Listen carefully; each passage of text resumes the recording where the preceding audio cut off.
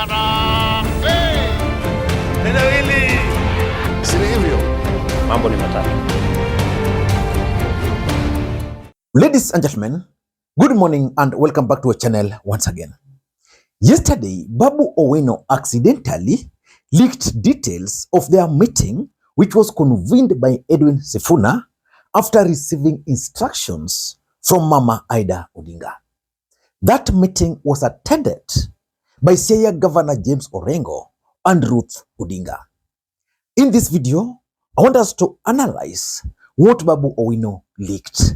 First of all, let me take you to Babu Owino's Facebook page because that's where he leaked the details. This is what Babu posted.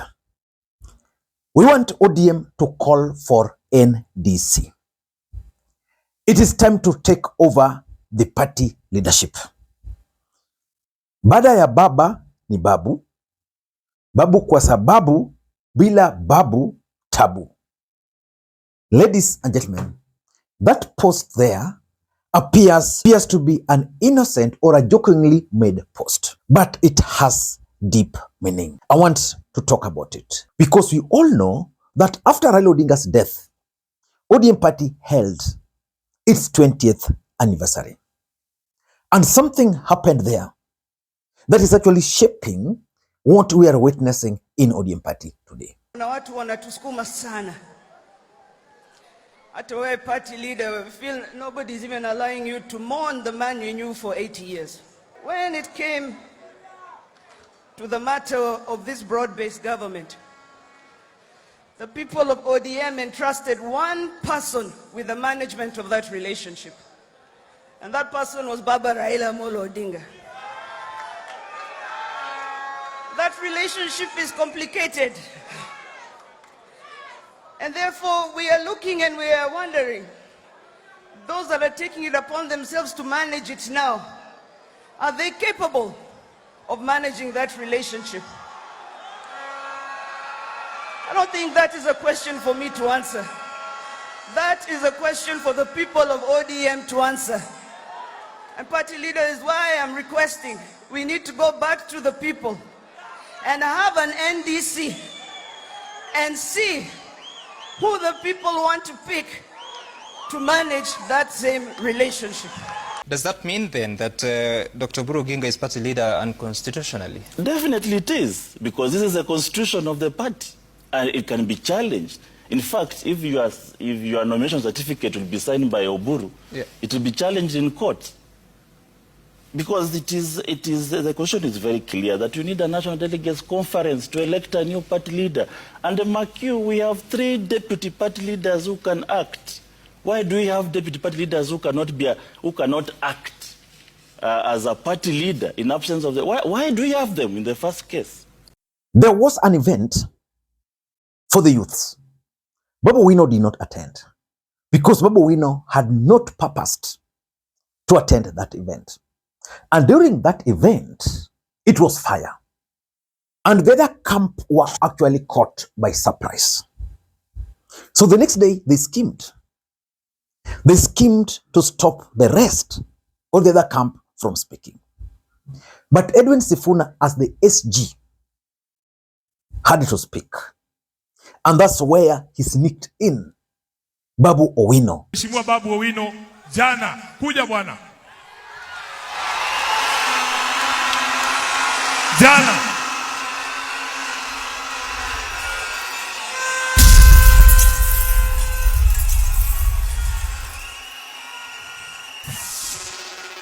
Tulia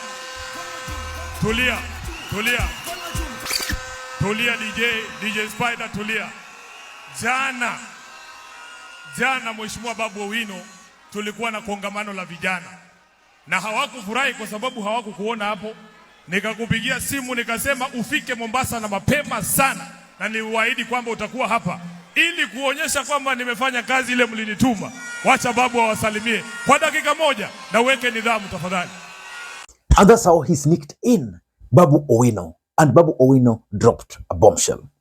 Because we know that we are stronger than our oppressors. Na nataka kuhakikishia Raila Odinga mahali popote yupo sahihi.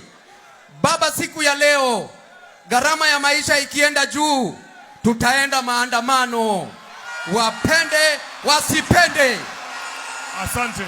Baba, siku ya leo karo ya shule ikipelekwa juu, tutaenda maandamano, wapende wasipende. Baba, siku ya leo bei za bidhaa zikienda juu, tutaenda maandamano, wapende wasipende. La mwisho, jana niliona viongozi wetu wa ODM walipewa viti. Congratulations. Lakini wacha niwaulize swali. Wadozi, mliangalia huyu Babu Owino mkaona hizi tosha kiti yeyote? Kwa hivyo mfikirie hiyo youth leader na kuheshimu, lakini hapo mbele hata Babu ametosha party leader. Haya. Tunasema ni Babu kwa sababu kama kuna tabu ana jawabu la ajabu kwa adabu. Asante. Bila Babu tabu. Asante. Haya. ODM oye! ODM oye! Sasa Babu, ulikuwa umeniahidi kwamba utaweka nidhamu. Sasa umenichomea. Siku nyingine nitakuita kweli bwana bosi. Unajua wadosi watakasirika. Sasa kwa niaba yangu mwenyewe, wacha nifunge kwa kusema mheshimiwa.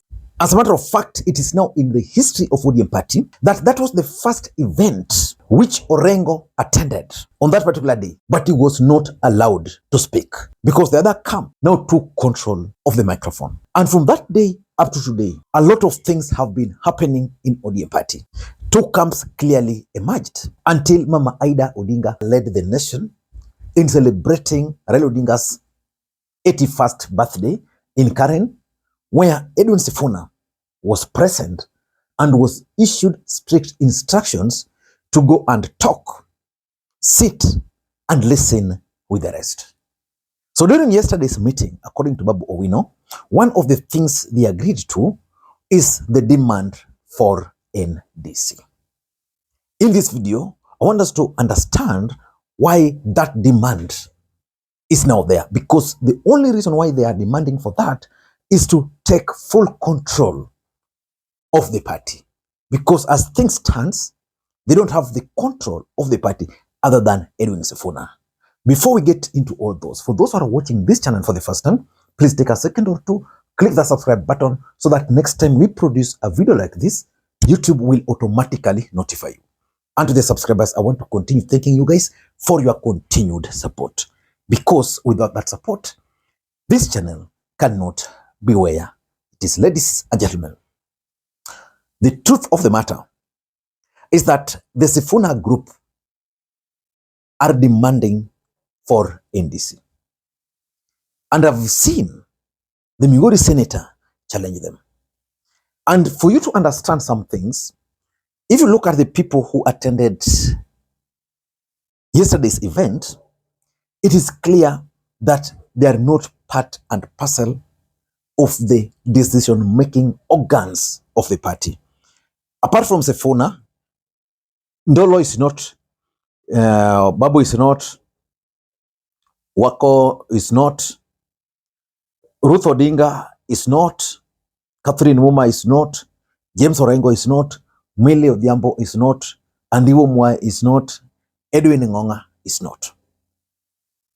So other than Edwin Sifuna, all these guys are not part of any decision-making organ of ODM party. Which means if ODM party were to make a decision today, the only person who will sit on that table is Edwin Sifuna.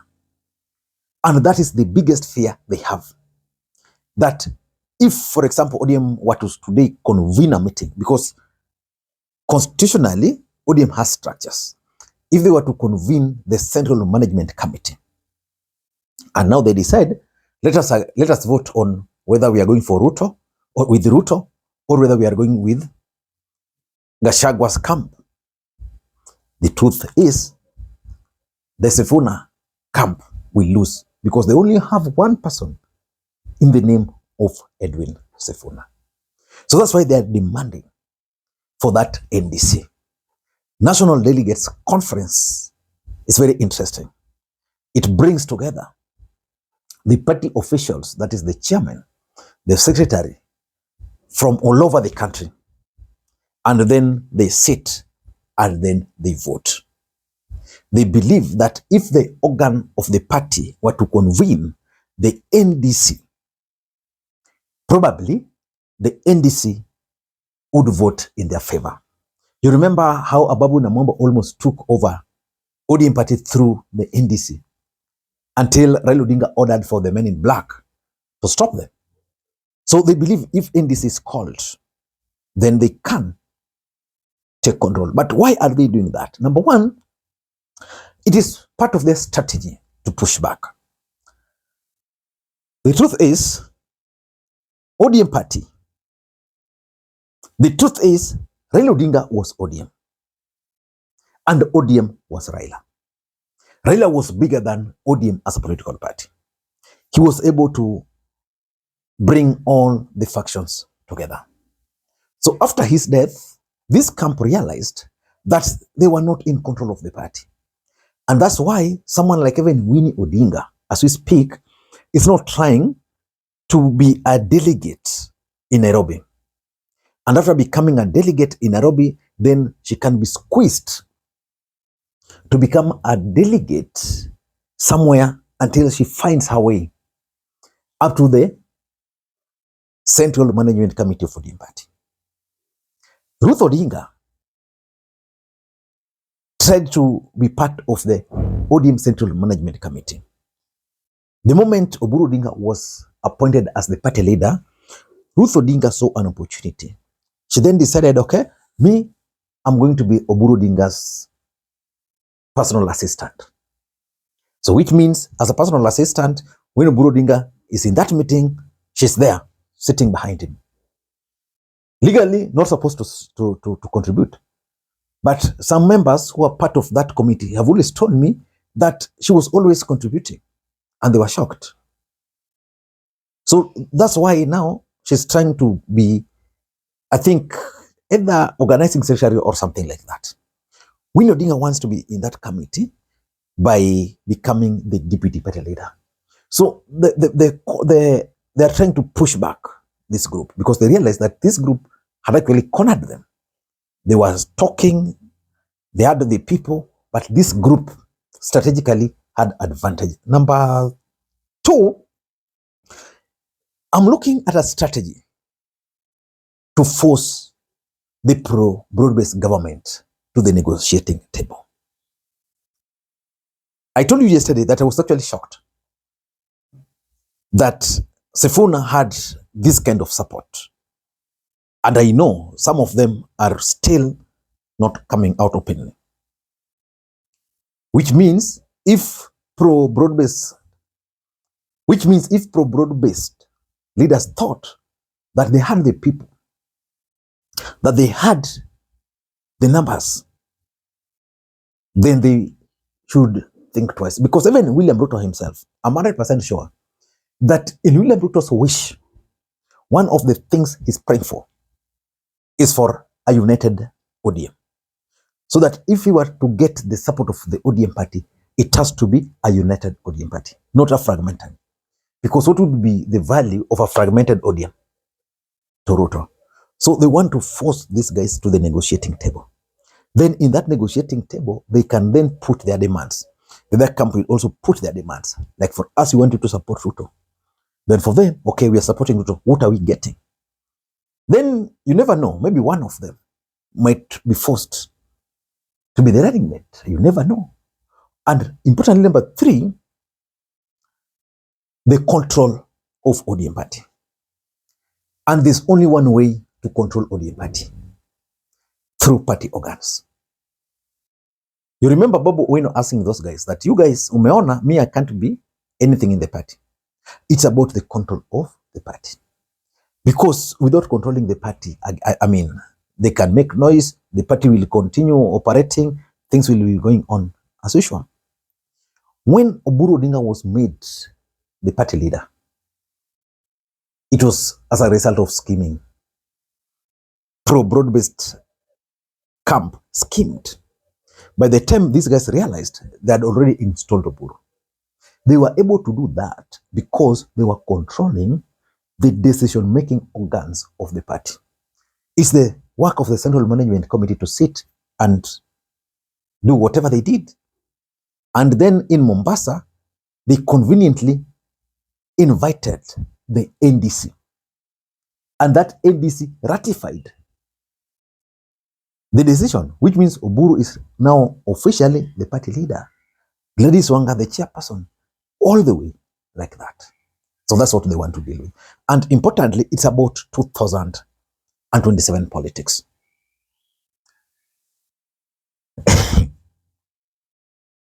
I saw Buru there. No, I saw Orengo there. Orengo is under a lot of pressure in Syria. Babu Owino, which party will he be running for the governor? Yeah? Can this group here force ODM to allow Babu to run for Nairobi? What about Sifuna? Yeah? Because the rest, people like Junet, people like Gladys, you know, that camp, their politics is local. Abdul Swamad would conveniently run for governor in Mombasa. Mombasa, they don't see any problem. For them, they've created their own problem, which they're dealing with. So, ladies and gentlemen, those are some of the reasons why this team wants to take control of the party by demanding the NDC. Until next time, this is Makwiny. If you enjoyed the video up to this stage, please let me know in the comment section by tapping present. Bye-bye.